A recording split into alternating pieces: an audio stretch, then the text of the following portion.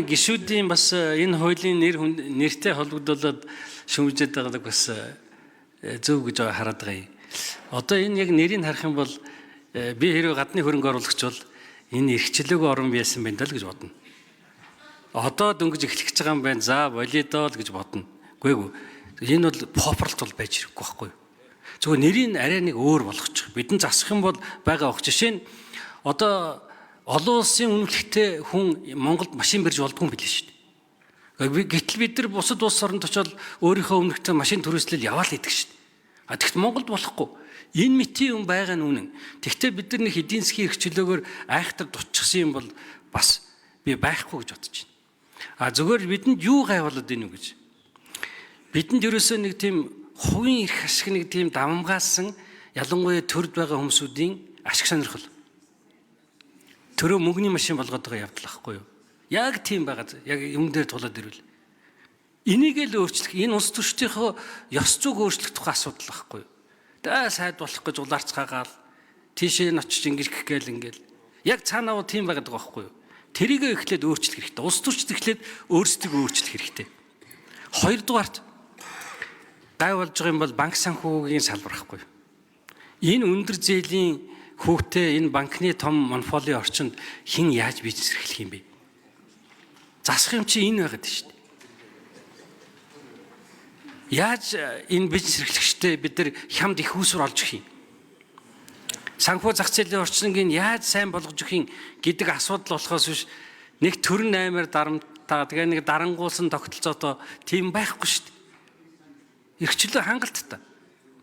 Хулгай луврын хангалттай хийж шүү дээ. Эрхчлөө тэдний харин эрхчлөө хязгаарламаар байгаа байхгүй юу? Тэгэхээр би бол зүгээр энэ хуулийн хувьд бол зүгээр бид нар харин энэ хуулийг гаргаж ирсэнд орвол яаж гадны банк оруулж ирэх үү, яаж хямд их үүсвэр бий болох уу, яаж шууд зээлгээний тогтолцоог бий болгох уу гэдэг юмуудыг л одоо ярмаар байгаа байхгүй юу? Тэрнээс биш нэг төр гай болоод төр бизнест оролцоод ингээл байхгүй. Бид юу ч үйлдвэрлэж чадахгүй шүү дээ. Сая бид нар Беларусь ороод ирлээ.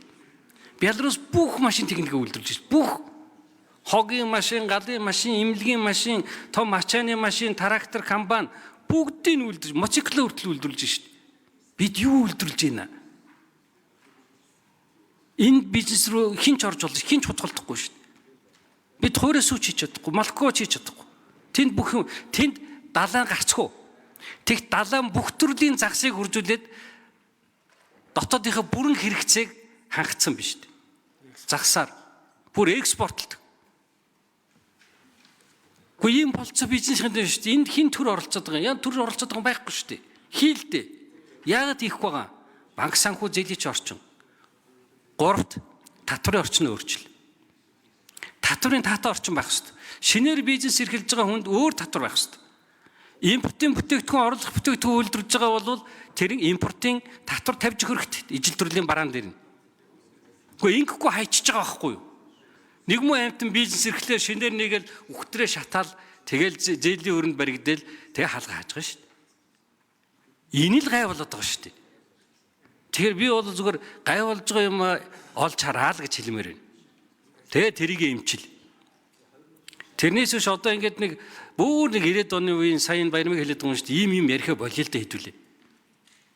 Бид чинь бас одоо зах зээлд ороод удаад нэлээд энэ замаар чинь олон 10 жил явчлаа шүү дээ.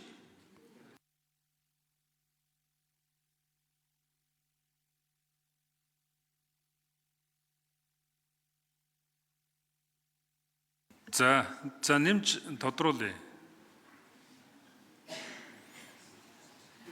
Энэ хуулийн дээр ингээд хууль санаачлах эрхэнд хязгаарлалт тавьсан заалт байгаа юм. Ийм төрлийн хуулиудыг одоо болохгүй шүү гэдэг. Тэгээ нэг талаараа эн чинь бас гишүүний хууль санаачлах эрхэд халдсан заалт байна гэж ойлгож байгаа. Гэхдээ нөгөө талаараа ингээд одоо тэр үндэсний аюулгүй байдалтай чи холбоод л одоо юу гэдэг хүнсний аюулгүй байдал гээл нийтийн эрх ашигын төлөө гэдэг чи холбоол ингээд санаачлал болохгүй юм бас байхгүй байна. Тэгээ хоёр дахь утгатай заалт байж байгаа байхгүй. Нэг талаараа болохгүй гэсэн мөртлөө нөгөө талаараа ерөнхий үгүүд оруулаад нэгэд өгсөн байгаа байхгүй юу? Энэ юу үүсэх вэ хэрэг штэ? Асар их маргаан үүснэ. Хууль санаач гэж юу хүнсний аюулгүй байдалд олвсон гин. Нөгөө нөхөр бизнес хязгаарлаж байна гэл ингэн. ийм мэтийн маргаантай заалтуудаа жоохон өөрчлөхгүй бол сайн боловсруулж чадаагүй хууль байлээ шүү гэдгийг л одоо бас анхаараач. Энэ заалтыг яах юм бэ гэд би асуумаар байна. За Шадар сайд Дор чанд хариулъя. За энэ даваа сурын гишүүний тэр агуулгатай бас санал нийлж гэнэ үү? Яг үндэ бол нөгөө нэр томьёогоор хөөцөлдмөрг байгаа. Агуулга бол ер нь бизнесийг дэмжих юм агуулгатай хууль шүү дээ. Хувийн секторыг дэмжих. Тэгэхээр энэ дээр нөгөө хоёр ажлын хэсэг маань ингээд нэг ажлын хэсэг болцсон. Хоёр хуулиа ингээд нэгтгэхдээ энэ дээр нэг попорсон юм нэр томьёо биш. Харин нэг бодиттой нэр томьёогоо өгөөд явах юм бол энэ зүг бахаа гэж.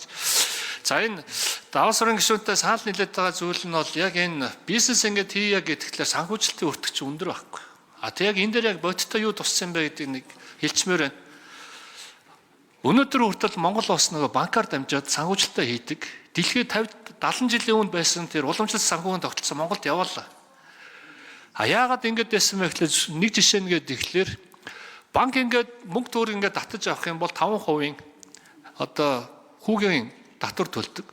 Бусад санхүүгийн байгууллагууд хөрөнгөний зах зээл юм уу, компани бонд юм уу тэн дээр ингээд хөрөнгө татхлаар 20%. Тэнгүүт нөгөө мөнгө цаа хаашаа ордог вэ гэхлээр банк руу. Swap гэхлээр банк руу гэж яваад идэг. Гэтэл банкны санхүүжилт маань өөрөө өртөг хямдхан байна уу гэхлээр үгүй байдаг.